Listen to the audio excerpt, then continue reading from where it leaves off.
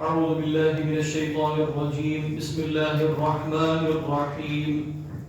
مرج البحرين يلتقيان بينهما برزخ لا يبغيان فبأي آلاء ربكما تكذبان يخرج منهما اللؤلؤ والمرجان فبأي آلاء ربكما تكذبان وله الجوار المنشآت في البحر كالأعلام فبأي آلاء ربكما تكذبان كل من عليها فان ويبقى وجه ربك ذو الجلال والإكرام.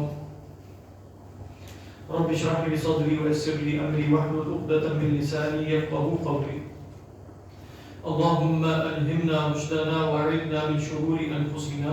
اللهم انفعنا بما علمتنا وعلمنا ما ينفعنا وزدنا علما. اللهم صل على سيدنا محمد وعلى آل سيدنا محمد وبارك وسلم آمین یا رب العالمین. فرمایا مرج البحرین، اللہ سبحانہ و تعالیٰ نے دو سمندروں کو یا دو دریاؤں کو ملا دیا. لیکن مرج یمرجو کے پہلے بھی عرض کیا تھا کہ ایک مفہوم ہے مکس کر دینے کا، دوسرا مفہوم علماء نے بیان کیا کہ ارسال کا بھی ہے. یعنی مرج تو، اگر آپ کہیں مرج تو الماشیہ تھا، یعنی میں نے ماشیہ کو، غنم کو، چوپاؤں کو چھوڑ دیا، یعنی مرج میں چھوڑ دیا کہ وہ چرے. تو مرج یمرجو کا ایک مطلب ہے ارسال، چھوڑ دینا، بھیج دینا. تو بعض علماء نے ترجمہ اس طرح کیا کہ مرج البحرین، اس نے دو دریا ملا دیے. اور ایک ترجمہ یہ بھی کیا گیا کہ مرج البحرین، اس نے دو دریا جاری فرما دی. ارسال کا مطلب کیا ہوگا؟ جاری فرما دی. فرمایا یلتقیان، وہ دونوں دریا آپس میں ملتے ہیں، دونوں سمندر آپس میں ملتے ہیں، لیکن بینہما برزخ، ان دونوں کے درمیان ایک برزخ. لیکن برزخ جو ہے وہ فاعل، یعنی برزخ یبرزخ برزخۃ، فاعلہ کے وزن پر ہے. اور اس کا مطلب ہوتا ہے کسی دو چیزوں کے درمیان ایک حاجز، یعنی ایک دیوار اور رکاوٹ پیدا کرنا. اس کو کیا کہتے ہیں؟ برزخ. حاجز اور دیوار میں فرق کیا ہے؟ بعض علماء نے کہا کہ دیکھیں، ایک ہے دیوار، جیسے یہ دیوار ہے اور اس کے دوسری طرف سڑک ہے، یہ حاجز تو ہے لیکن یہ برزخ نہیں. برزخ وہ ہے کہ جس میں خود بھی کوئی سپیس ہو، جس میں کوئی خود بھی وجود رکھ سکے. یعنی ایک ہے نا کہ صرف آڑ ہے، اور ایک یہ ہے کہ بیچ کا کوئی علاقہ ہے، ٹرانزٹ کوئی علاقہ ہے جس میں کچھ کوئی موجود بھی ہو سکتا ہے. اس معنی میں بھی برزخ استعمال ہوتا ہے. لیکن یہاں اس معنی میں نہیں. یہاں جتنے لوگوں نے بھی بیان کیا وہ یہ ہے کہ وہ ایک آڑ ہے. لیکن قرآن مجید میں جو دوسری جگہ پر فرمایا کہ وَمِنْ وَرَائِهِمْ بَرْزَخٌ إِلَى يَوْمِ يُبْعَثُونَ، کہ ان کے پیچھے یا ان کے آگے اب ایک برزخ ہے. تو اب وہاں برزخ محض آڑ نہیں ہے، بلکہ برزخ ایک پورا عالم ہے، برزخ پورا جہان ہے. تو یہاں ترجمہ بنے گا مرج البحرین یلتقیان، اس نے دو سمندر جاری کیے یا ملا دیے. یلتقیان بینہما برزخ، ان کے درمیان ایک آڑ ہے، ایک حاجز ہے، ایک رکاوٹ ہے، ایک برزخ ہے. لا یبغیان، یبغیان کا متعلق کیا ہے؟ یعنی لا یبغیان علی بعضہما البعض، ایک دوسرے پر چڑھائی نہیں کرتے. بغا یبغی کا مطلب کیا ہوا؟ چڑھائی کرنا. تو ساتھ ساتھ ہیں، ملتے ہیں، ایک دوسرے پر چڑھائی نہیں کرتے. اس سے کیا مراد ہے؟ اس سے مراد ایک یہ دی گئی، جیسے حضرت عبداللہ بن عباس سے بھی مروی ہے کہ بحر السماء و بحر الارض. اب یہ کوئی اس طرح کا مفہوم ہو سکتا ہے، اس کو خود ہی غور کیجیے. ایک آسمان کا سمندر ہے اور ایک زمین کا ہے. اچھا، آسمان کے سمندر سے سیدنا عبداللہ بن عباس کیا مراد لے رہے ہیں؟ آج علماء نے کہا کہ بارش مراد لے رہے ہیں. یعنی بارش مراد لینے سے کیا مراد ہے؟ اوپر سے بارش آتی ہے، بادلوں میں بھی ایک سمندر ہے نا، اور یہ دونوں ایک دوسرے سے ملتے ہیں. ایک دوسرے سے ملنے کا مطلب کیا ہے کہ بھئی سمندر کا پانی نیچے ہے، یہ اوپر. اب ان کے درمیان جو برزخ ہے کہ ایک دوسرے پر چڑھائی نہیں کرتے، اس کی وضاحت حضرت عبداللہ بن عباس نے کی. فرماتے ہیں مرج البحرین بحر السماء و بحر الارض. ایک رائے یہ ہے. دوسری رائے یہ ہے کہ مرج البحرین سے مراد ہے بحر قلزم اور بحر فارس. یہ ہمارے اصطلاح میں کون سے دو سمندر ہیں؟ یہ ہے بحر احمر، ریڈ سی ہے، اور یہ جو خلیج فارس ہے، اس کو کیا کہتے ہیں؟ خلیج فارس کہتے ہیں. یہ تو ہرمز ہے، اسٹریٹ آف ہرمز یا اس طرح کر کے جو بھی کہا جاتا ہے. اب ان کے درمیان برزخ سے مراد ہے جزیرہ نما عربیہ. یعنی اگر آپ دیکھیں بحر احمر ہے اور ادھر کیا ہے خلیج فارس ہے, تو بیچ میں کیا ہے برزخ, کہ ایک دوسرے سے یہ نہیں ملتے, کہتے ہیں بیچ میں جزیرہ ہے. بیچ میں کیا ہے جزیرہ. یہ بھی سلف سے مروی ہے, یعنی سلف سے یہ رائے بھی مروی ہے کہ بحر روم یا بحر قلزم یا بحر احمر یہ ایک ہی ہے, ریڈ سی, اور دوسری طرف کیا ہے خلیج فارس. اگر سے یہ بحر احمر کی جو ہے وہ خلیج ہی ہے, اس کا یہ بھی خلیج ہے وہ بھی خلیج ہے.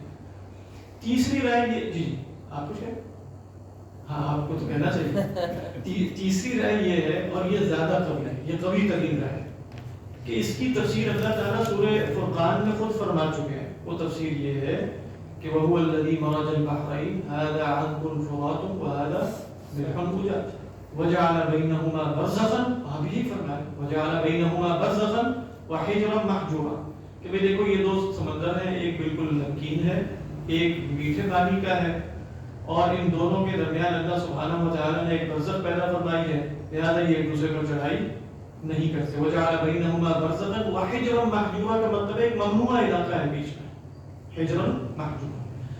اب اس سے کیا مراد ہے؟ اس سے مراد یہ لیا گیا کہ بھئی سمندر کے اندر جو ہے وہ میٹھے پانی کی جو روئیں بہتی ہیں مختلف جگہوں پر, اور ایسا ہے آپ سب کو معلوم ہی ہوگا کہ بیچ میں ایک میٹھے پانی کی رو بہ رہی ہوتی ہے, سمندر ہو گئے, یہ وہ مراد ہے. گویا مالح پانی جو ہے وہ بغی نہیں کرتا ادب پر, اور ادب جو ہے وہ بغی نہیں کر رہا اس پر, اور بیچ میں اللہ نے جو بھی قانون بنایا ہے, جو بھی اللہ کا فعل ہے, اس کو برزخ سے تعبیر کیا گیا. وَجَعَلَ بَيْنَهُمَا بَرْزَخًا وَحِجْرًا مَحْجُورًا.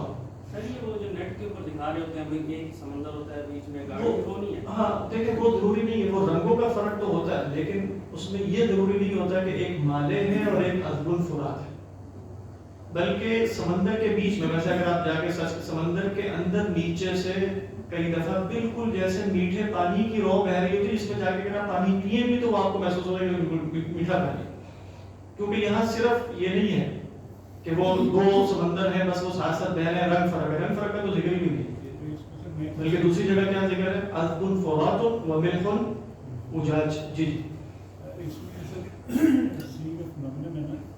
اس میں 3-4 قسم کی اس کی نا وہ بیریئر ہے. اس میں ایک تو رولنگ کا ہے, ایک پچنگ کا ہے, مثلا یہ سویل رول کر کے رہتے ہیں اس کی. اچھا, ایک منہ ہے اس کا پورا پورا, اور ایسے سب کے سب نہیں آئی چل رہی. اور ایک جو ہے مطلب ایک اس طرح چل رہی ہیں, ایک ایسے چل رہی ہے, اور ایک اس میں سی کرنٹ کا جو ہے نا یہ بہت بڑی تحریر ہے کہ سمندر کے اندر جو ہے وہ کرنٹ پیدا ہوتی ہے. صحیح. اور وہ سرفس پہ شپ جو ہے وہ اسٹیل کے ہیں, تو اس کا ایک افیکٹ آتا ہے شپ پہ بھی, اور جو لوگ ہیں اس کے صحیح باقاعدہ ہیڈج ہوتی ہے, اور وہ کرنٹ اس لیے پیدا ہوتی ہے کہ اس کی ریسرچ یہ کی ہوئی ہے کہ سی جو ہے مثلاً اس کی گہرائی میلوں میں, تو ڈفرینٹ اسٹیجز میں پانی جو ہے وہ ڈفرینٹ ڈائریکشن میں چلتا ہے. صحیح لیئرز ہے. اوپر کا اگر 400-500 میٹر کی لیئر ہے تو وہ مشرق میں جا رہی ہے, تو نیچے والی مغرب میں جا رہی ہے, تو وہ اس کی جو آپس میں ایک وہ جہاں سے فریکشن ہے اس سے کرنٹ پیدا ہوتی ہے. لیکن یہاں مطلب یہ سب باتیں اپنی جگہ درست ہیں, لیکن بحرین کی چونکہ وضاحت دوسری جگہوں پر عذب الفرات اور ملح اجاج ہے, تو اس میں جو تفسیر بنے گی وہ یہ ہے کہ یہ میٹھا اور مالح پانی کی بھی کوئی وہ ہے امتزاج ہے, کہ جس میں وہ امتزاج تو ہوتا ہے لیکن ایک دوسرے پر بغی ہے ہوگا. باقی یہ والی آیت تقریباً سب علماء کوٹ کرتے ہیں علوم القرآن اور اصول تفسیر کی کتابوں میں, کہ باطل فرقوں کی جو تفاسیر ہے. شیعوں کے ہاں یہ مشہور ہے کہ مرج البحرین یلتقیان بینہما برزخ لا یبغیان سے مراد سیدنا علی اور سیدہ فاطمہ ہے, اور یخرج منہما اللؤلؤ والمرجان سیدنا حسن اور حسین. بہرحال یہ خیالی بات ہے, یعنی تصوراتی باتیں, کچھ بھی ہم بھی ایسی تفسیر بنا سکتے ہیں, کوئی مسئلہ نہیں. تو لیکن اس طرح سے کوئی تعلق نہیں, کیونکہ اللہ دوسری جگہ بیان کر چکے. لیکن یہ آپ جیسے مقدمہ ابن تیمیہ میں بھی پڑھیں گے, الاتقان فی علوم القرآن میں دیکھیے اور جگہوں پر بھی, تو یہ آیت کوٹ کی جاتی ہے مرج البحرین, یعنی من امثلۃ تفاسیر الفرق الباطلہ, جو فرق باطلہ کی تفاسیر کی مثالوں میں سے ایک مثال کیا ہے؟ مرج البحرین یلتقیان بینہما، پتہ نہیں بینہما برزخ کی وہاں کیا تفسیر ہے مجھے نہیں معلوم، بینہما برزخ لا یبغیان لیکن یخرج منہما ای یتولد منہما، یخرج منہما سے کیا مراد ہے؟ یتولد منہما اللؤلؤ والمرجان. اللہ اعلم. حضرت حسن اور حسین سیدنا حسن اور حسین لؤلؤ والمرجان سے بہت زیادہ لہذا وہ ہمیں یہاں سے ثابت کرنے کی کوئی ضرورت نہیں ہے. یہاں اللہ تعالیٰ کچھ اور اپنی نعمتوں کا بیان فرما رہے ہیں اس میں بہرحال. تو مرج البحرین یلتقیان، لیکن محسوس ایسا ہوتا ہے کہ آیت فی نفسی ہی کچھ نہ کچھ متشابہ ہے، اپنے اندر تشابہ ہوتی ہے. جب ایک سے زیادہ تفاسیر اور احتمالات پیدا ہو جاتے ہیں تو حتمی معنی کیا ہے؟ مرج البحرین یلتقیان بینہما برزخ لا یبغیان فبأی آلاء ربکما تکذبان. حضرت حامی نے کیا فرمایا؟ انہوں نے اس میں تو بس یہ لکھا ہے کہ سورہ فرقان میں بتایا، لیکن یہاں پہ یہ کہ آب شور اور آب شیری، وہاں پہ یہ لکھا ہے کہ جو ندیاں آتی ہیں میٹھے پانی کی وہ سمندر میں ملتی ہیں. یعنی جو دریا جا کے سمندر میں گرتے ہیں، یہ بھی ایک فنامنا بیان کیا جاتا ہے کہ جب دریا سمندر میں گرتا ہے تو دریا تو میٹھا پانی ہوتا ہے، تو بہت دیر تک جو دریا سمندر میں گرا ہے وہ اسی طریقے پر آپ کو نظر آتا رہتا ہے کہ وہ میٹھا پانی جا رہا ہے، لیکن وہ بس ایک عرصے تک نظر آتا ہے. یعنی وہ یہ کیفیت نہیں ہوتی کہ لا یبغیان، تھوڑی دیر بعد کیونکہ آپ کو معلوم ہے وہ کرنٹ ہے اور پریشر کے ساتھ آیا ہے تو کافی دیر تک تو چلے گا اس طرح، لیکن اس کے بعد ان دی اینڈ وہ سمندر میں ضم ہو جائے گا. لیکن یہاں جس کی بات ہو رہی ہے نا وہ ایسا ہے کہ نہیں، وہ سمندر کے اندر ہی گویا دونوں ہے اور ایک دوسرے پر بغی نہیں کرتے. لا یبغیان فبأی آلاء ربکما تکذبان. سی اسپرنگز کہتے ہیں جو ہاں، پانی کے اندر جو نکلتے پانی کے اندر سے پانی کے نیچے سمندر کے اندر جو جی جی بالکل بڑا پریشر اور وہ ہوتا نیچے سے ہے. نکلتے ہیں. اور ریڈ سی میں سے 3 ہے ایکچولی وہ مارکڈ ہیں، اگر آپ سرچ کریں تو وہ آپ کو مل جاتے ہیں. آپ نے تو کچھ ڈرائیونگ کی بھی، آپ نے بتایا ہاں جی تھوڑی بہت کی، اسکوبا ڈائیونگ کی. تو پہنچے کسی اسپرنگ تک؟ نہیں سر میں نہیں پہنچا، میں جس گیا تھا تو ادھر ایجپٹ کی سائٹ پہ تھے شرم الشیخ کی، تو اس تک جا نہیں سکے. صحیح. میں یہ بڑا ایکسپیرینس ہوگا کہ انسان بات ہے، کیونکہ میں نے بھی یہی سنا ہے کہ وہ جو ڈائیورز ہیں وہ اتنا نیچے چلے جاتے ہیں کہ وہاں سے جیسے وہ پانی پی سکتے ہیں آرام سے، اور وہ ایسا ہے کہ بالکل جیسے چشمے کا میٹھا پانی ہوتا ہے. سر ان کی جو السعود فیملی کی ہسٹری جو ہے نا، اس کے اوپر انہوں نے ایک مووی بھی بنائی تھی، اس کا نام رکھا تھا دی بلیک گولڈ. تو اس کے اندر ان کی پہلے ایک بک ہے، اس کے اندر جب یہ لوگ جو سعود تھا اس کا جو بیٹا تھا جب اس کو نکال دیا تھا تو وہ گیا تھا پانی ختم ہو گیا تھا، تو ایک اونٹ نے جا کے اشارہ کیا تھا سمندر میں، جا کے وہاں کھڑا ہو گیا تھا. اچھا. تو یہ لوگ وہاں گئے کہ اونٹ کیوں کھڑا ہو گیا، ہل کیوں نہیں رہا، تو اس کے نیچے وہاں پہ وہ اسپرنگ وہاں سے نکل رہا. یخرج منہما اللؤلؤ والمرجان. دیکھیں اس آیت میں بھی نا ایک اختلاف ہوا اور ایک بحث ہے. وہ بحث یہ ہے کہ یخرج منہما، پرانا تصور یہ تھا کہ یہ جو موتی ہیں ان کا ذکر آگے آئے گا، لؤلؤ والمرجان، یہ صرف مالح پانی سے نکلتے ہیں، یعنی جو نمکین پانی ہے اس سے نکلتے ہیں، میٹھے پانی سے موتی برآمد نہیں ہوتے. تو جب مفسرین نے یہ دیکھا اور ان کے ہاں تقریباً یہ ایک اسٹیبلش فیکٹ تھا کہ ایسے ہی ہوتا ہے، تو لہٰذا یہاں اللہ نے منہما کیوں کہا؟ کہنا تو چاہیے تھا من احدہما، یخرج من احدہما اللؤلؤ والمرجان، لیکن یہاں فرمایا یخرج منہما اللؤلؤ، دونوں میں سے نکلتا ہے. اچھا جن لوگوں نے یہ کہا کہ نکلتا ایک میں سے ہے، اب ان کو یہ مسئلہ ہوا کہ اس کی تفسیر کیسے کرتی ہے. تو انہوں نے کہا کہ یہ کلام عرب میں عام ہوتا ہے کہ کئی دفعہ آپ مضاف محذوف کر دیتے ہیں. ایک تعبیر یہ ہے، یعنی اصل میں مضاف جو محذوف ہو گیا وہ کیا ہے؟ یخرج من احدہما اللؤلؤ والمرجان. جیسے ابھی ہم نے سورہ شورى کی ایک آیت پڑھی تھی، اس میں اللہ سبحانہ و تعالیٰ فرماتے ہیں وَمِنْ آیَاتِهِ خَلْقُ السَّمَاوَاتِ وَالْأَرْضِ وَمَا بَثَّ فِيهِمَا. تو فیہما میں بھی ایک تفسیر یہ ہے کہ یہ دواب جو ہے وہ آسمانوں میں نہیں ہے، وہ تو زمین میں ہے، تو فی احدہما ایک تعبیر جو ہے وہ یہ کر لی گئی، یخرج من احدہما اللؤلؤ والمرجان. دوسری تفسیر، دوسری تعبیر یہ کی گئی کہ مراد ہے اگر دو چیزیں ہوں ان میں سے ایک سے بھی نکل رہا ہو، یعنی مجموعے میں سے ایک صاحب بھی کوئی کام کر رہے ہو تو پوری نسبت مجموعے کی طرف کر دی جاتی ہے. یعنی آپ مثلا کہیں قال بنو فلان، یہ مثال دی، عرب کہتے ہیں قال بنو فلان، تو بنو فلان نے نہیں کہا، ان میں سے ایک بندے نے کہا، لیکن آپ نے نسبت کس کی طرف کر دی؟ بنو فلان. اسی طرح قرآن مجید میں دیکھیں جیسے اللہ تعالیٰ جنوں سے خطاب کریں گے الم یأتکم رسل منکم، یا معشر الجن والانس الم یاتکم رسل منکم، اے انسانوں اور جنات کیا تمہارے درمیان رسول نہیں آئے؟ تو منکم سے مراد من احدکم ہے کہ منکم سے مراد سب جمع ہے؟ صحیح تر رائے تو یہی ہے کہ انسانوں میں آئے، تو منکم کیوں کہا؟ باقی عربوں کا اسلوب ہے۔ اسی طرح کہنے لگے کہ اللہ تعالیٰ نے قرآن مجید میں فرمایا کہ سورہ نوح میں ہم انشاءاللہ پڑھیں گے کہ الم تروا کیف خلق اللہ سبع سماوات طباقا وجعل القمر فیہن نورا، تو کہا کہ فیہن جمع کی ضمیر لے لی کیونکہ خیال یہ ہے کہ چاند دیکھیے، تو فیہن نورا سے مراد چاند ہے، لیکن اس کی نسبت کس کی طرف کر دی؟ فیہن، کیونکہ فی احداہن۔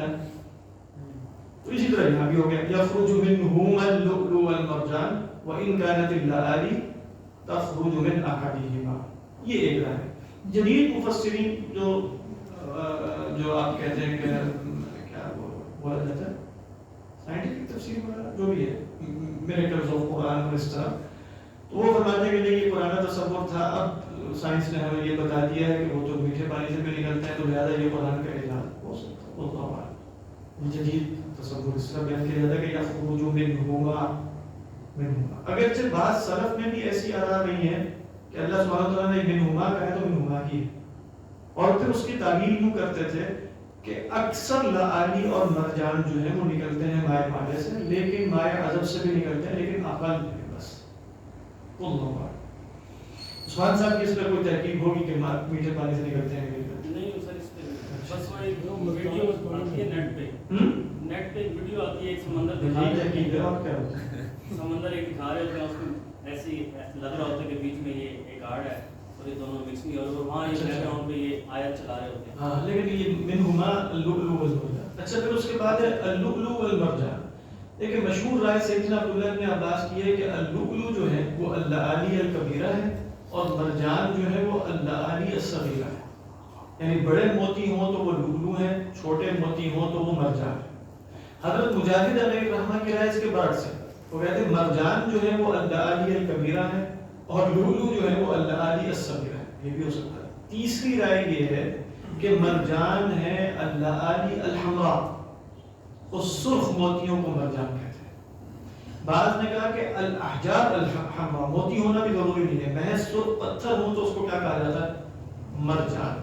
اور بہت سے علماء کی رائے یہ ہے کہ یہ لفظ اصلاً موافق ہے، یعنی عربی لفظ ہے، یا خروج منہما، ہم اس کو کیا کہتے ہیں؟ مونگا، کیا ہے؟ مونگا لکھا ہوا ہے، موتی اور مونگا۔ ہاں، تو مونگا اصل میں احمر ہوتا ہے، مونگا گورنس پتہ نہیں کیا ہوتا ہے، مونگا کیا چیز ہوتا ہے؟ پرل موتی ہے نا، مونگا ہے، لولو ہے نا، اس کے اوپر والا وہ تو صدف ہوتا ہے، اس کے اوپر وہ تو وہ ہوتا ہے سی پی، نہیں سی پی ہے، کیا کہتے ہیں اس کو، شیل جو بھی ہے۔ ہاں، وہ کہتے ہیں کہ سرخ رنگ کا موتی، سرخ رنگ کا پتھر یا سرخ رنگ کا موتی جو ہے وہ مرجان ہے، لیکن وہ مونگا ہی اردو میں بھی مونگا اسی کو کہتے ہیں، کسی اور کو کہتے ہیں، یہ تحقیق کرنی چاہیے۔ یعنی مرجان سے کیا مراد ہے؟ موتی ہی مراد ہے، یا تو بڑا یا تو چھوٹا یا سرخ، یہ تین آرام مند ہیں۔ اب وہ مونگا ان میں سے کوئی ایک ہی ہوگا۔ اللہ اعلم۔ سر یہ جو وہ ہے نا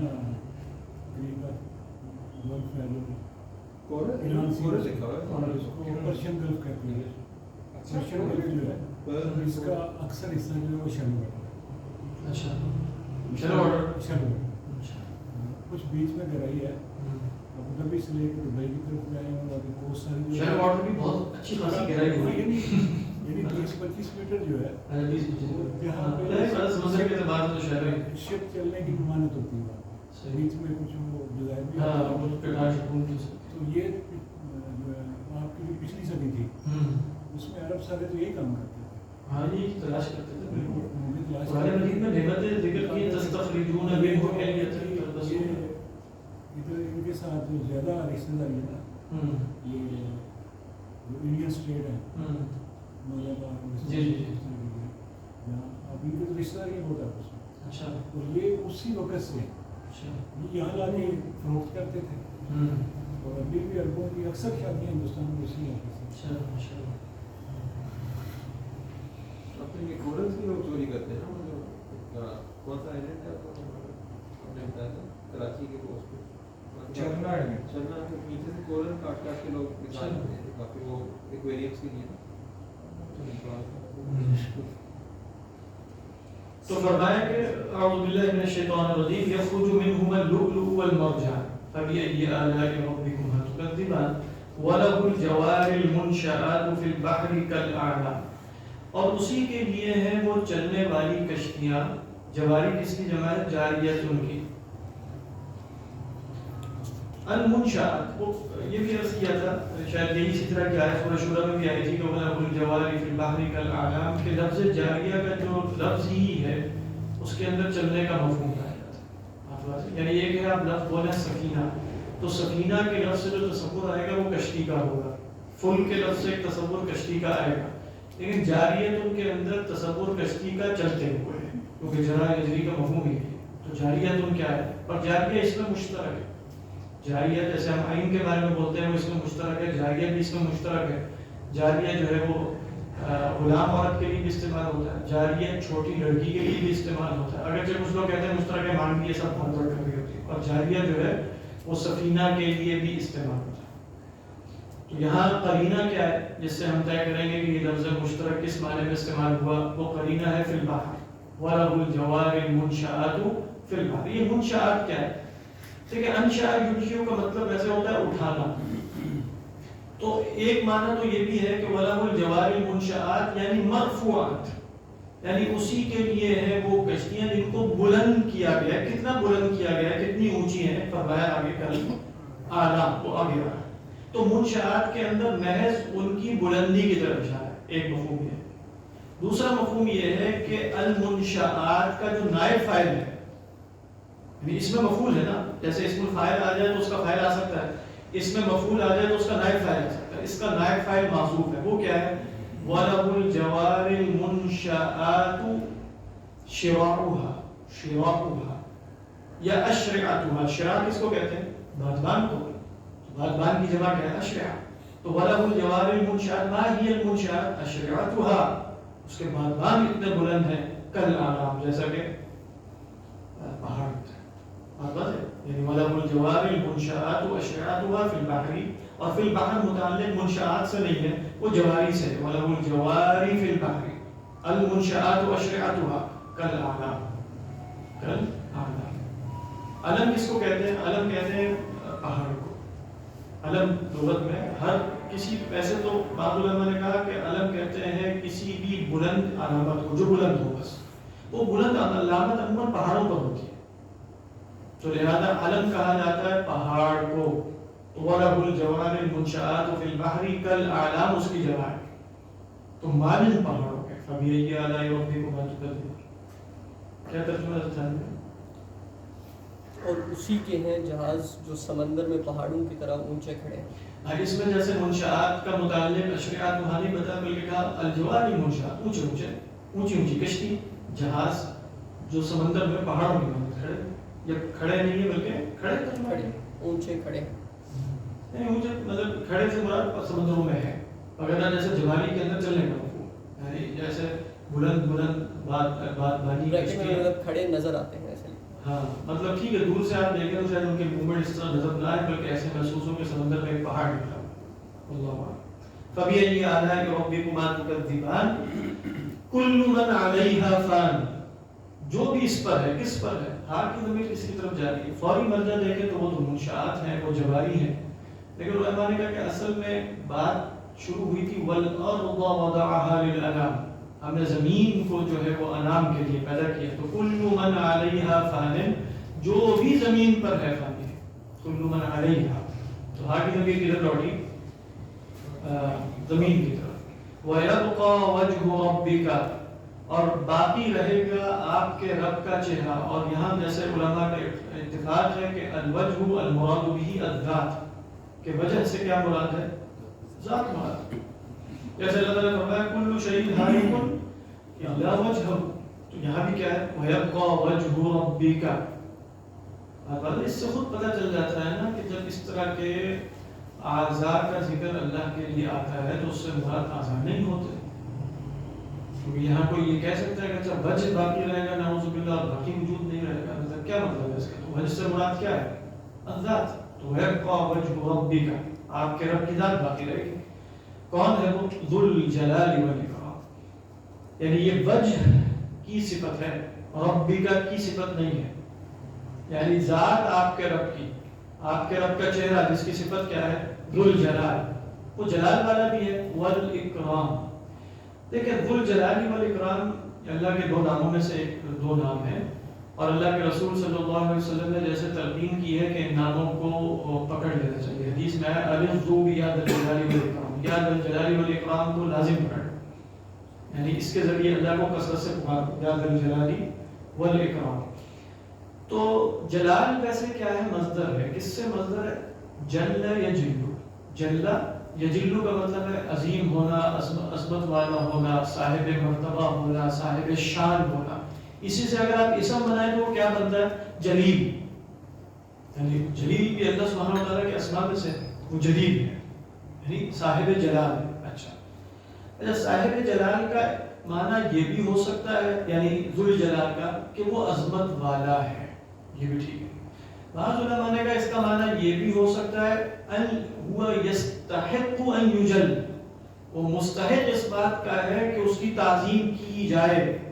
एक है जुल जलाल का माना कि हुवा फी नफ्सिही साहिबुल अज़मा व साहिबुल शान, और दूसरा मतलब ये है कि हुवा यस्तहिक़ु अन युअज़्ज़म व अन युजल, ये भी क्या है, ज़ल जलाल, यानी अलैकुम अन तुजिल्लू।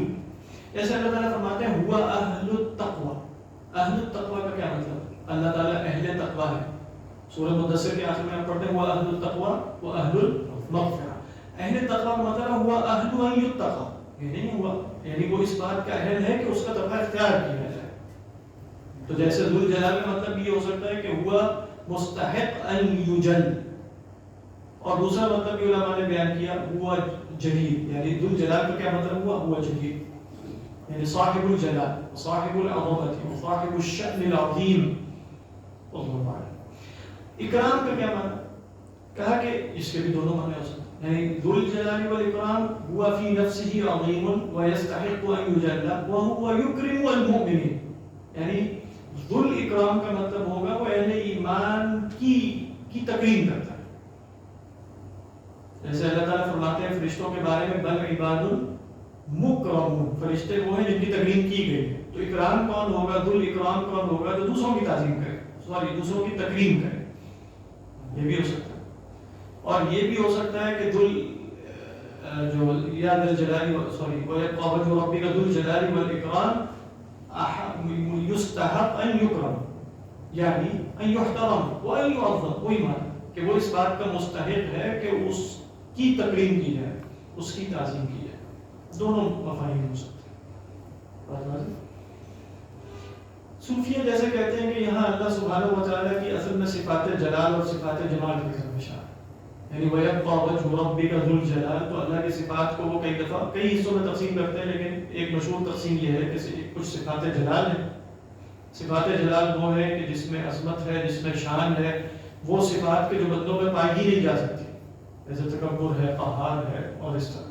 और इकराम वो सिफ़ात हैं जो सिफ़ात जमाल हैं, जिनके ज़रिए हमें कहा गया कि हम वो सिफ़ात इख्तियार करें, तख़ल्लक़ू बि अख़लाक़िल्लाह। तो अल्लाह ताला क्या है, साहिबुल जमाली वल जलाल, साहिबुल जलाली वल जमाल, क्योंकि सिफ़ात जमाल में क्या है, अल्लाह का एहसान है ना, अल्लाह हलीम है, अल्लाह करीम है, अल्लाह रहीम है, अल्लाह आफू है, ये सब क्या है, अल्लाह ताला दूसरों पर इनाम फरमा रहा है। तो इकराम का मतलब क्या हुआ, वो सिफ़ात के जिनके ज़रिए दूसरों पर इनाम किया जाता है। देखिए अल्लाह क़हार है, अल्लाह मुंतक़िम है, इन सिफ़ात के ज़रिए दूसरों पर इकराम नहीं हो रहा, बल्कि ये तो सज़ा देने वाली सिफ़ात है। तो वो सिफ़ात कौन सी है, ज़ुल जलाल, और ये सिफ़ात कौन सी है, अल इकराम। ये भी उसका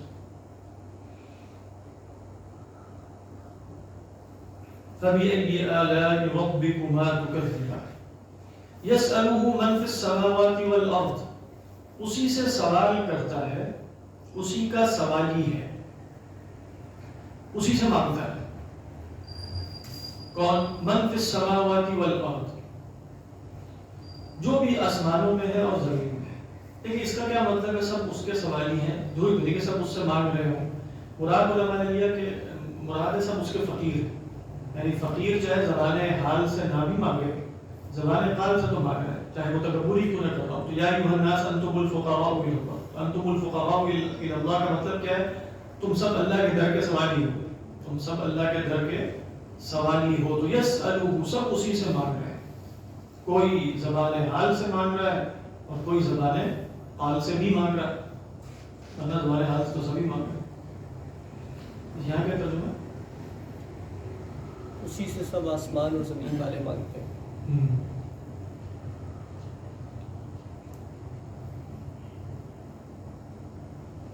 اللہ عالم. پتہ نہیں اس آیت کا ترجمہ یہ ہو سکتا ہے کہ نہیں اس کے سب اسی کو مانگتے ہیں.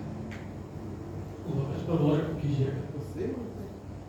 عموماً ترجمہ تو یہ کیا گیا کہ یسألہ، یعنی یسألہ سے مراد وہ اس سے مانگتے ہیں. کیا مانگتے ہیں؟ وہ محذوف ہے. یسألہ الصحۃ والعافیۃ والسعادۃ. لیکن یسألہ میں جا کر غور کیجیے اور لغت کی کتاب دیکھیں کہ یہ مفہوم ہو سکتا ہے کہ نہیں کہ یسألہ سب اسی کے سوال ہیں، یعنی سب اسی کو مانگتے ہیں. یعنی بنیادی طور پہ حقیقتاً انسان اسی کو مانگتا ہے اور کسی اور شے کو بھی مانگ رہا ہے تو جس شے کی تلاش میں وہ ملے گی خدا کے ہے. شاید یہ کوئی تفسیر اشاری ہو کسی کے. یسألہ سب اسی کے سوال ہیں، سب اسی کو مانگ رہے ہیں. وَأَنَّ إِلَىٰ رَبِّكَ الْمُنتَهَىٰ. یسألہ من فی السماء، سب اسی کو چاہتے ہیں. من فی السماوات والارض. واللہ اعلم. وہ اپنی شان سے تو لگ رہا ہے کہ وہ کام مانگ رہے ہیں. ہاں وہ تو خیر آگے اللہ تعالیٰ اپنی شان ہی بتا دیں گے. کل یوم ہوا فی شان. یسألہ من، لیکن زیادہ کبھی بات تو وہی جو پہلی بات ہے. میں یہ کہہ رہا ہوں کہ دیکھیں گے ہو بھی سکتا ہے کہ اس پر غور کرنے کا. جی یہاں پہ جب اسی کا ترجمہ کیا ہے تو یہ حسر کا مفہوم تو پیدا ہوا ہے. یہ کس طرح؟ میرا تو خیال ہے کہ حسر کا مفہوم جو ہے وہ مطلب سیاق و سباق یا قرآن مجید کے باقی مقامات کو پیش نظر رکھے. یعنی وغیرہ محض یسألہ میں شاید حسر ہے. واللہ اعلم. یعنی اگر آپ خالی کہیں سألتہ، ٹھیک ہے، تو شاید اس میں حسر نہ. اور لوگوں نے بھی حسر ہی کیا اسی سے سب مانگتے ہیں. من فی السماوات والارض سے وہ حسر کیسے ہے؟ ساری مخلوقات کا اس میں تو ایک ساری مخلوق اس سے مانگتی ہے، لیکن ساری مخلوقات اسی سے مانگتی ہے. یہ کیسے ہے؟ یعنی اگر آپ کہیں گے یسأل الامیر الغنی، سوری یسأل الغنی الفقیر، تو اس میں یہ کہ فقیر غنی سے مانگتا ہے، غنی ہی سے مانگتا ہے. اللہ عالم. یسألہ من فی السماوات. کسی کے یہاں حسر کے بغیر ترجمہ ہے؟ یہ مولانا سرفراز خان صفدر صاحب نے کیا ہے، سوال ہی کرتا ہے اس سے جو آسمانوں میں ہے اور زمین میں ہے، گردن و ریشان میں ہے.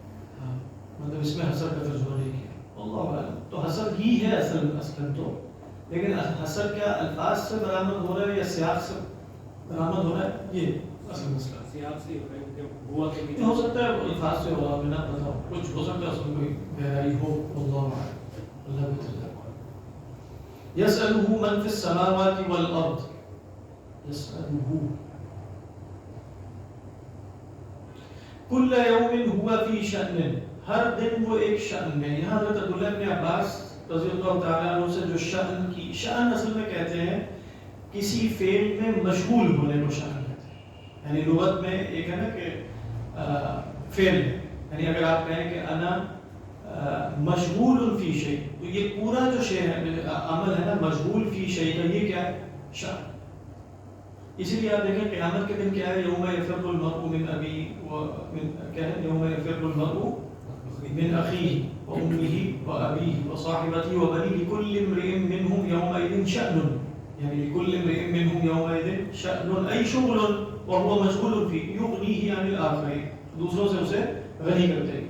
تو اللہ تعالیٰ کے لیے اس معنی میں تو نہیں ہو سکتا، لیکن آپ دیکھیں اس کے فوری بعد جیسے شأن کہنے کے بعد اللہ نے اس کے موافق لفظ استعمال کیا سلف. یعنی گویا شأن کے اندر لغت کے اعتبار سے ہی مفہوم ہے، تو اس کے بعد کیا آنا چاہیے تھا؟ سنفرغ لکم ایھا الثقلان. تو ابھی تو ہم ذرا مصروف ہیں، نعوذ باللہ، اللہ مصروف نہیں ہو، ابھی ہم دیکھیں گے، لیکن جیسے مفہوم سا ایسا ہے کہ ابھی ہمیں تمہاری فرصت نہیں ہے اور ابھی بڑے کام ہیں، ٹھیک ہے، تمہیں دیکھ لیتے ہیں. اصل میں تو دھمکی ایسے کہا جاتا ہے میں تمہیں دیکھتا ہوں، وہ آ گیا. تو حضرت عبداللہ بن عباس فرماتے ہیں یفقر ویغنی ویمرض ویعطی الصحة ویذل ویعز. یہ جو شؤون اللہ کے جاری ہیں، جس کو ہم تدبیر کائنات سے عبارت کرتے ہیں، وہ ہے اللہ کے شان. ہر وقت اللہ، کل یوم سے مراد کہا گیا کہ کل لحظہ، ہر وقت. هو في شأن، هو في شغل، هو في عمل، هو في فعل، هو في تدبیر الکون، فلا يحدث في الكون شيء الا بارادته، جو بھی ہوتا ہے وہ اللہ کے ارادے سے ہوتا ہے. تو کل یہ نہیں ہے کہ اللہ تعالیٰ نے کائنات بنانے کے بعد اس کو چھوڑ دیا ہے اور وہ اپنے تأمل میں، جو ارسطاٹل تھا نا اس نے کہا کہ وہ کائنات بنا دی، فرسٹ کاز ہے وہ، اور اس کے بعد وہ چلا دیا اس کو دھکا مار کے، پرائم موور ہے وہ. اس کے بعد وہ کیا کر رہا ہے؟ وہ تو اب کائنات کا ایک میکینیکل تصور دے دیا نا، جیسے لگے بندے قوانین کے تحت کائنات چلی جا رہی ہے، تو اب خدا نے کیا کرنا ہے؟ کہہ رہے ہیں وہ مصروف ہے اپنے اوپر غور و فکر کرنے میں، کوئی مراقبے کی حالت میں، نعوذ باللہ. کیوں؟ مطلب وہ اس میں خدا کی کوئی عظمت سمجھی کہ خدا نے اب یہ چھوٹے چھوٹے معاملات کے بھی فلاں کو فقیر کرنا ہے، غنی کرنا ہے، یہ سب انڈین تو ہیومن پروجیکشن ہی تھی خدا پر. اپنا تصور خدا تو وہی ہوگا کہ جو ہر شے کو چلائے. تو تدبیر امر یدبر الامر من السماء الى الارض. تو بس اسباب کا ایک پردہ اس نے جاری کر دیا، تو جس کی وجہ سے محسوس ہوتا ہے کہ قوانین کے تحت کچھ ہو رہا ہے، قوانین کے تحت کچھ ہو رہا ہے. ابھی پچھلے دنوں میں ایک بڑے بزرگ کا ایک درس سن رہا تھا، بہت بڑے عالم. ایک اصطلاح قانون قدرت، بس وہ قانون قدرت میں یہ کچھ اس طرح کلیشیز ایسے بن جاتے ہیں جو انڈین انسان کو دھوکے میں ڈال دیتے ہیں. یہ بھی انہیں کلیشیز میں سے یعنی قانون قدرت کیسے؟ کون سا قانون قدرت؟ لیکن تو اس کا خالق تو نہیں ہونا، فزیکل لاز کا خالق تو نہیں. لاس تو کوئی چیز نہیں ہوتا ہے.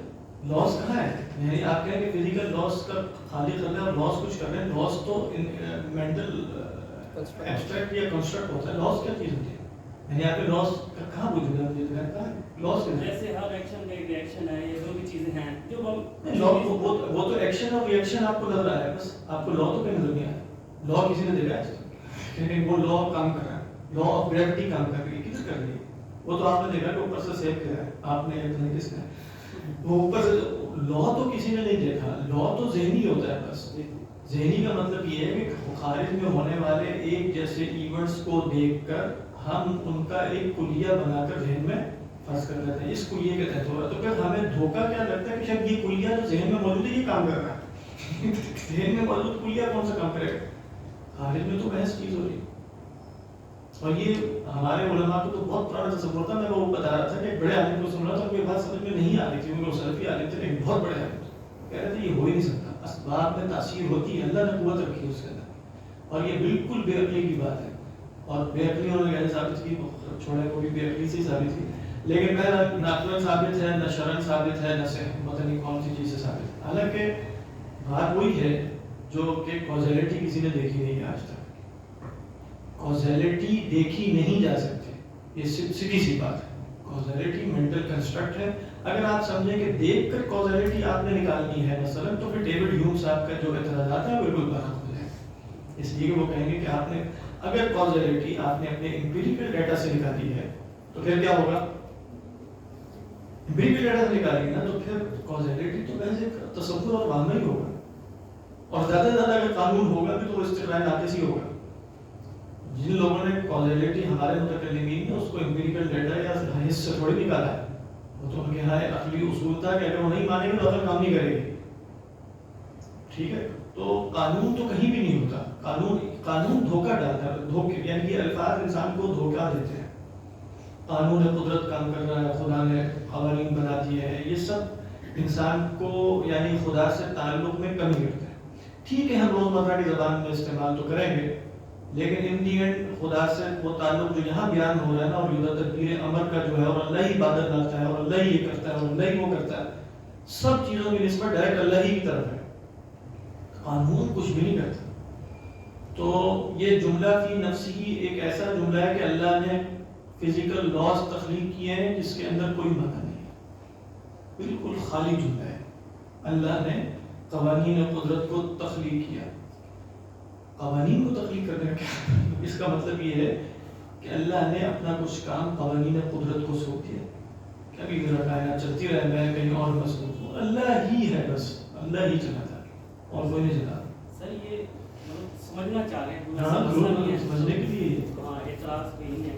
اب جو مؤثر حقیقی مطلب کہتے ہیں تو اس سے بات واضح ہو جاتی ہے کہ مثال کے طور پر پانی ہے تو اللہ تعالیٰ نے پانی میں پیاس بجھانے کی صفت رکھی ہے. لیکن مؤثر ہے کہ اللہ چاہے گا تو بجھے گی، اللہ چاہے گا نہیں بجھے گی. تو صفت کا مطلب کیا ہوا ہے؟ یعنی آپ کہہ رہے ہیں کہ پانی میں صفت رکھی ہے پیاس بجھانے کی. مؤثر حقیقی اللہ ہے. اللہ چاہے گا، اس وقت چاہے گا تو وہ پیاس بجھے گی. اللہ نے ایک دفعہ چاہ لیا کہ اب پانی سے بجھا کرے گی، یعنی مؤثر حقیقی اللہ ہے. تو یہ صفت کیا کر رہے ہیں پھر بیچ میں؟ یعنی پانی میں جو پیاس بجھانے کی صفت رکھی ہے، اس صفت کا کیا کام ہے؟ اگر تاثیر کرتی ہے، کیا کام ہے اس کا؟ نہیں، یہ تاثیر نہیں رکھتی نا. یہ ہم بتانا چاہ رہے ہیں کہ پانی سے پیاس نہیں پیاس بجھاتی ہے، تاثیر رکھتی ہے. جی نہیں، اللہ تعالیٰ کے اذن سے نہیں، اللہ تعالیٰ کے اذن سے تاثیر یہ کرتی ہے. اللہ نے اس میں تاثیر نہیں، کوئی مطلب اللہ کے اذن سے تاثیر یہ کرتی ہے کہ تاثیر اللہ کرتا ہے. مؤثر حقیقی تو اللہ ہے. تو یہ کیا کرتی ہے؟ نہیں، اگر نہیں، وہی میں پوچھنا چاہ رہا ہوں، اللہ اگر اللہ کے اذن سے تاثیر اللہ ہی کرتا ہے، اللہ کے اذن سے تو پھر یہ کیا کرتا ہے؟ سنت کو جاری کرتا ہے. کیونکہ سر اس کے اگینسٹ بھی اگر دیکھیں گے نا تو نہیں، ابھی اس کو مثال کو مکمل کریں گے تو سمجھ میں آ جائے گی. اگر پانی کے اندر تاثیر ہے اور تاثیر پانی ہی رکھتا ہے، اس کا مطلب یہ ہوا کہ پانی سے وہ تاثیر پیدا ہوتی ہے. یعنی اللہ نے خلق کی صلاحیت اس کو بھی بدیت کی ہوئی ہے تھوڑی دیر کے لیے، تھوڑی دیر کے لیے چاہے. جیسے ہم کہیں اللہ نے مجھے قدرت دی ہے جس سے میں اپنے اعمال پیدا کر لیتا ہوں. وہ دی تو اللہ نہیں ہے، لیکن ہم تو اس کو نہیں مانتے نا. ہم نے معتزلہ سے اتنی ساری لڑائی کیوں مول لے لی کہ ہم اپنے اعمال کے خالق نہیں ہو سکتے. تاثیر کا خالق کیا یہ ہے جس میں اللہ نے قوت رکھی ہے جس کی بنیاد پہ پانی وہ تاثیر پیدا کرتی ہے؟ وہ جو تاثیر پیدا ہو رہی ہے وہ بھی ڈائریکٹ اللہ کی مخلوق ہے. یہ سوال تاثیر کا خالق ہے، تاثیر کا ڈائریکٹ خالق بھی اللہ ہے. مؤثر حقیقی جو ہے نا اللہ ہے، تاثیر جو ہے نا اللہ نہیں. صرف میرا سوال کو سمجھے نا، یعنی اللہ نے اس میں قوت رکھی ہے، اس میں ایک تاثیر اللہ نے رکھی ہے، اللہ نے رکھ دی ہے. اب اس تاثیر جو تاثیر پیدا ہوتی ہے پانی سے پیاس بجھنے کی، وہ اس پانی سے ہوتی ہے یا جو وہ تاثیر اس سے پیدا ہوتی ہے اس کا ڈائریکٹ خالق بھی اللہ ہی ہوتا ہے؟ یہ میں پوچھ رہا ہوں. یہ تو میں نے بھی نہیں سوچا. ہاں، اس پر سوچیے. اس پر اگر آپ سوچیں گے تو انشاءاللہ مسئلہ حل ہو جائے گا. عمومی طور پہ جو وہ ہوتا ہے نا، وہ یہی خیال ہوتا ہے کہ تاثیر اس میں رکھ دی ہے، اب اس کے اندر. ہاں، اگر آپ وہ کہیں گے نا تو اس کا مطلب ہے کہ یہ بھی خالق ہے، کیونکہ ان دی جو وہ تاثیر پیدا کر رہا ہے نا، وہ تو اس میں قوت رکھی گئی تھی. اس کے ذریعے اب تاثیر کون پیدا کر رہا ہے؟ یہ پانی پیدا کر رہا ہے. جیسے میں کہوں کہ میرے اندر قوت رکھی گئی قدرت کی، تو میں نے اس سے اپنے اعمال پیدا کر لیے. ٹھیک. تو اگر ہم یہ بات کہیں گے تو اہل سنت یہ کہتے ہیں کہ جس طرح معتزلہ کو ہم نے کافر تو نہیں کہا اس لیے کہ انہوں نے یہ نہیں کہا کہ میں اپنے اعمال کا انڈیپینڈنٹلی خالق ہوں، بلکہ کہتے ہیں کہ اللہ نے قوت رکھی ہے، لیکن پھر بھی کہا کہ یہ بدعت ہی ایک تصور ہے. اسی طریقے پر اگر کہا جائے گا کہ چیزوں میں تاثیر رکھتی ہے اور وہ اس تاثیر اور قوت مودعہ کی وجہ سے وہ کام کرتی رہتی ہیں، اللہ تعالیٰ چاہے تو وہ تاثیر واپس بھی لے سکتا ہے، جیسے آگ سے لے لی، آپ مثال دے رہے ہیں. اس صورت میں یہ تصور معتزلہ کا ہو جائے گا. اہل سنت کا تصور یہ ہے کہ ہر چیز کا ڈائریکٹ مؤثر اللہ ہے، ڈائریکٹ بالواسطہ نہیں کہ اس کے اندر قوت رکھ دی اس نے یہ تاثیر کی، تو چونکہ قوت اللہ نے رکھی تھی تو بالواسطہ تو اللہ ہی. وہ ہم کہہ رہے ہیں بلا واسطہ، ہر چیز کا مؤثر حقیقی بلا واسطہ.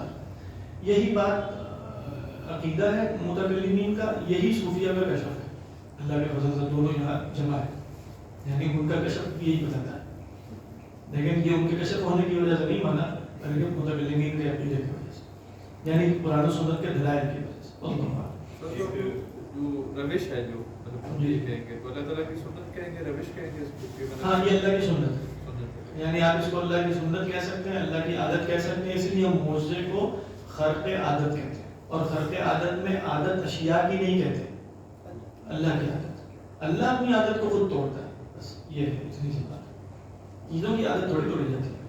اللہ کی عادت ہے کہ وہ آگ کے ساتھ احراق پیدا کرتا ہے، اللہ نہیں پیدا کرتا. جو کائنات میں مراد تھی نا، جیسے اللہ نے فرشتے بنائے، اللہ کو ضرورت نہیں تھی فرشتے بنانے کی، لیکن اللہ نے ہمارے پہ ذمہ کر دیا کہ ان پہ بھی ایمان لاؤ. ہاں، اور ان کو مختلف کام سونپ دیے تو نہیں کرتے. تو میں اس سینس میں بیسیکلی کہنا چاہتا ہوں. اگر اس سینس میں بھی ہونا تو ہم اس بات کے بھی قائل ہیں کہ فرشتے جن کو اللہ نے پیدا کیا ان کے تمام اعمال کا ڈائریکٹ خالق ہوتا ہے. یعنی کہ ہمارا عقیدہ ہے کہ مثال کے طور پہ حضرت میکائیل بارش لے کر آئے، بالفرض حضرت میکائیل نہیں ہے نا جو بارش لے کر آئے، حضرت میکائیل علیہ السلام کہ ہر فعل کا خالق کون ہے؟ ڈائریکٹ خالق تو ان دی اینڈ آپ جہاں سے بھی بات پکڑیں گے اچھا چلے آپ کے فرشتوں کو ماننے کا تو اللہ میاں نے ایمانیات میں شامل کر دی.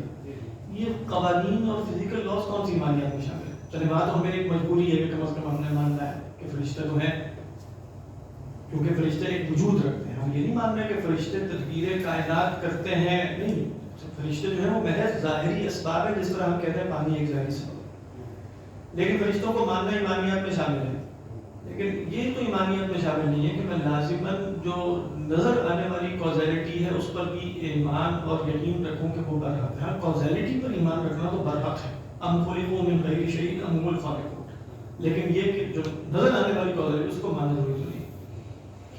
تو اصل میں آپ دیکھیں کہ یہاں جیسے کل یوم ہوا فی شأن سے مراد ہے, ہر وقت وہ تدبیر ہے ہمیں, کل یوم ہوا فی شأن. جی اس میں ویسے ایک آسانی پیدا کرنے کی بات کروں, اس میں تبلیغ والے ایک بڑا پیارا آسان سا جواب ہوتا ہے جی پانی میں پیاس بجھانے کی ضرورت نہیں ہے, ہاں. اللہ چاہے گا پانی پیاس بجھائے گا, نہیں چاہے گا پانی. بالکل ایسے.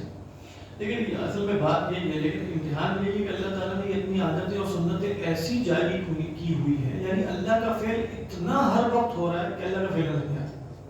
یعنی اصل میں یہی امتحان ہوا نا کہ اسباب کے جو پردے ہیں ہر وقت اللہ کا فعل, جیسے میں پانی پیتا ہوں یہ یہاں تری ہو جاتی ہے, ہر وقت چونکہ اللہ کا فعل ہو رہا ہے تو دھوکہ ہی لگتا ہے کہ یہ تو سب ایک قانون کی طرح پرفیکٹ یونٹس کہتے ہیں, پرفیکٹ یونٹس چل رہی ہیں. یعنی یہی تصور جو ہمیں عقیدے کی سطح پر حاصل ہے, اگر یہی ہمارا حال بن جائے تو اسی کو اللہ کا ولی کہتے ہیں. اسی چیز کی بات یہی ہے, یعنی یہ ہمیں عقیدے کے درجے میں تو یہ بات معلوم ہے اللہ کے فضل سے, اور یہ نجات کے لیے بڑا ضروری ہے کہ ہمیں کم از کم اتنا معلوم تو ہو, حال بنے یا نہ بنے. لیکن اگر بالفرض حال بن جائے تو وہی اللہ کے ولی ہوتے ہیں. مطلب وہ ان سب چیزوں کو عقیدے کی سطح میں تھوڑی دیکھ رہے ہوتے ہیں, وہ تو ان کا حال ہوتا ہے, ایکسپیرینس کر رہے ہوتے ہیں, نظر آ رہا ہے. تو بات بالکل درست ہے, یعنی اللہ چاہے گا تو پیاس بجھے گی, اور ہر وقت اللہ چاہتا ہے تو پیاس بجھتی ہے. اللہ عالم. تو یہاں بھی یہی تھا, دیکھیں جب یہ کہہ دیا نا کہ کل یوم ہوا فی شأن, تو شأن کے اندر چونکہ شمول ہوتا ہے تو اس کے فوری بات کیا کہا, فَبِأَيِّ آلَاءِ رَبِّكُمَا تُكَذِّبَانِ سَنَفْرُغُ لَكُمْ أَيُّهَ الثَّقَلَانِ. اے دو بوجھوں, دیکھیں یہ جو ثقل ہے اس کے بارے میں دو آراء بنی کہ یہ ثقل اللہ نے تعظیم کے لیے کہا ہے یا توہین کے لیے کہا ہے. تو جیسے اگر آپ لغت میں جا کے دیکھیں اور ابن فارس وغیرہ کو تو کہتے ہیں ثقل جو ہے نا, ثقلان کی واحد کیا ثقل, ثقل کہتے ہیں جس کا وزن, جیسا کہتے ہیں ایک وزن دار شخصیت ہے, صاحب وزن ہے, یعنی وہ شخصیت کہ جس کا ایک روب دبدبہ ہو, جس کی اہمیت ہو, وہ کون ہوتا ہے, ثقل ہے. تو اس معنی میں اگر کہا جائے سنفرغ لکم ایھا الثقلان, تو گویا اس میں انسانوں اور جنوں کی کچھ تعظیم بھی ہے, لیکن ساتھ تہدید ہے, تہدید دھمکی کو کہتے ہیں. یعنی سنفرغ یہ نہیں ہے کہ ہمیں یشغلنا شأن عن شأن, ایسا تو کبھی بھی نہیں ہو سکتا, لیکن یہ اسلوب کیا ہوگا دھمکی کا, کبھی فارغ ہوتا ہے. لیکن یہاں ثقلان کیا ہے, ثقلان بمعنی کہ دو وہ وجود کہ جن سے ڈیل کرنے کے لیے گویا ہمیں باقی امور سے مجازی معنی میں بول رہے ہیں فراغت چاہیے, سنفرغ لکم ایھا الثقلان. اور دوسرا معنی یہ لیا گیا, جیسے ابن جریر طبری علیہ رحمہ کو دیکھو انہوں نے یہ ذکر کیا کہ ثقلان سے مراد ہے ثقلان بالذنوب, یعنی پھر اس میں گویا ان کی شخصیت کی عظمت کی طرف اشارہ نہیں ہے, بلکہ کہ جنہوں نے جیسے زمین کو بوجھل کیا ہوا ہے گناہوں سے, ایھا الثقلان بوجھ بنے پڑے, جیسے ہم اردو میں بھی کہتے ہیں بوجھ ہے. دونوں ہی معنی جمع بھی ہو سکتے ہیں, مثقلان بالتکلیف, مثقلان بالتکلیف بھی ٹھیک ہے, تو یہ بھی صحیح ہے. یہاں اور بھی کوئی معنی ہے, حضرت خانوی کہہ رہے ہیں کہ گویا ثقلان سے مراد یہ ہے کہ جن پر اللہ کے احکام شرعیہ کا وزن ہے. سنفرغ لکم ایھا الثقلان فَبِأَيِّ آلَاءِ رَبِّكُمَا تُكَذِّبَانِ یا معشر الجن والانس. پتہ چل گیا کہ یہ بار بار جو تسمیہ کا صیغہ آ رہا ہے نا, اصلا یہ دونوں سے خطاب تھا. تو یا معشر الجن والانس, انشاءاللہ اس کو کل مکمل کرتے ہیں. فراغت میں خلوق ہوتا ہے, خالی فراغت کا مطلب یہ ہے کہ آپ جس کام میں مشغول تھے اس کام سے فارغ ہو گئے.